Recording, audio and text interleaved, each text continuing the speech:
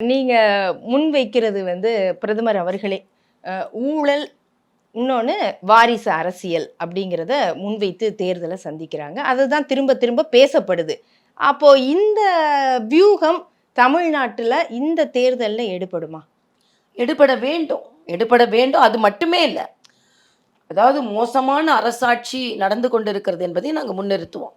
ஆனால் வாரிசு அரசியல் என்பது அரசியலுக்கு மிக மிக ஒரு தமிழக அரசியலை பொறுத்த மட்டும் நான் சொல்கிறேன். ஏன்னா அன்னைக்கு உதயநிதியை கொண்டு வந்திருக்காங்க, பல அனுபவசாலிகள் கட்சியில் இருக்கிறாங்க. ஆனால் தொடர்ந்து கலைஞர் ஆரம்பித்து அண்ணன் ஸ்டாலினுக்கு அப்புறம் தம்பி உதயநிதி இப்படி கொண்டு வந்து கொண்டிருக்கும் பொழுது ஜனநாயக ரீதியாக முடிவெடுக்க முடியாத ஒரு கட்சியினால் ஜனநாயக ரீதியாக நடந்து கொள்ளவும் முடியாது. வாரிசு அரசியல்னு பேசுகிற நீங்க தேசிய ஜனநாயக கூட்டணியில் அன்புமணி பாமகவும் இருக்கு. அப்போ அவரும் வாரிசு அரசியல் தானே. அப்போ அவரை நீங்கள் மேடையில் முன்னாடி வச்சுக்கிட்டு வாரிசு அரசியலை பற்றி எப்படி பேசுவீங்க?